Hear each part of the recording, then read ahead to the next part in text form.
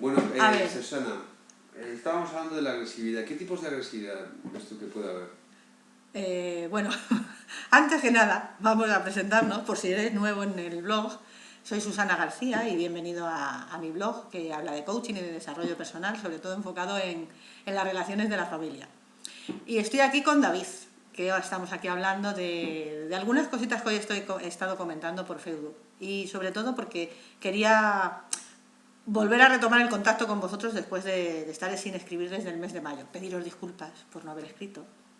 Pero bueno, aquí estoy otra vez. Y bueno, pues con David hablábamos de la manipulación, de la agresividad pasiva. Y me pregunta David, ¿qué diferencias hay entre la agresividad activa y la agresividad pasiva, no? Sí, porque al fin y al cabo, ¿cómo notas la agresividad pasiva, Susana? Pues ¿Qué mira, notas? la diferencia está... Yo voy a contar hoy unas pequeñas claves muy pequeñitas. Luego Yo las soy iré... agresivo pasivamente, por ejemplo. Luego las volveremos a ver por escrito en algún artículo un poquito más, de forma más extensa.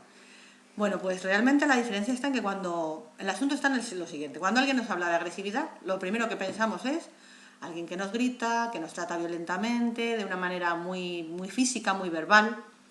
Y sin embargo eso no es lo único que demuestra que alguien tiene agresividad. La agresividad es interna. Otra cosa es la forma externa de enfocarla o de exteriorizarla, ¿no? Resulta que sí es verdad que hay una agresividad activa que tiene que ver con ese hablar rápido, fuerte, de una manera alta, con unos tonos de voz a lo mejor mucho más altos, fuertes, bruscos, probablemente, y ese tipo de cosas que yo creo que casi todos tenemos más o menos analizado. La diferencia está en la agresividad pasiva. La agresividad pasiva quiere decir que la sensación de agresividad es interna, ¿vale?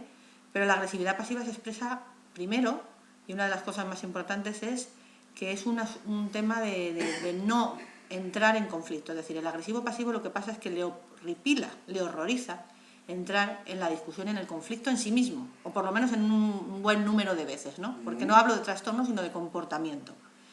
Entonces, en ese número de veces, en vez de entrar en el conflicto, ¿qué hace? Evitarlo. ¿Y cómo lo evita? Pues a veces ignorando que tú le hayas pedido algo, si has llegado a algún tipo de acuerdo, pues no haciéndolo.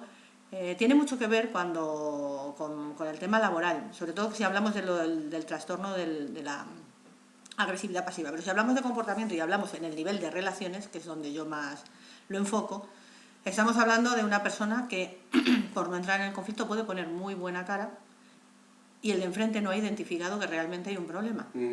¿Cuál es la situación? Que como el otro tiene que dejar salir esa agresividad y no la va a dejar salir de esa manera tan abierta, probablemente sea a través de acciones muy sutiles que desestabilizan a la persona que tiene enfrente.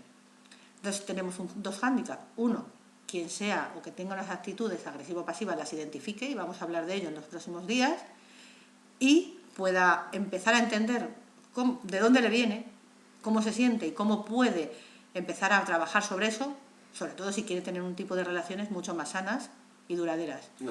Y al mismo tiempo, la persona que tiene enfrente a un agresivo pasivo, empezar a identificar esas actitudes porque le pueden estar generando una sensación de inseguridad muy fuerte y de que sepa pues por dónde vienen las cosas y pueda tomar decisiones y cuál es el siguiente camino.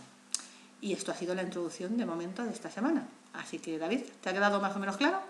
Sí, me ha gustado mucho. De hecho, creo que hay cosas que dices que yo hago bastantes veces, ¿no? Bueno, es que la actitud agresiva pasiva la utilizamos muchos de nosotros en determinados momentos. ¿Qué marca la diferencia? Que hay personas que la utilizan casi de forma continuada y sobre todo en sus relaciones interpersonales. Eso quiere decir que ese tipo de relaciones, bueno, pues vamos a ir viendo en estos días cómo van a ir funcionando. Pues nada más por hoy, aquí os dejo y muchas gracias por seguirme y por leerme. Hasta Muchas luego. gracias, Susana.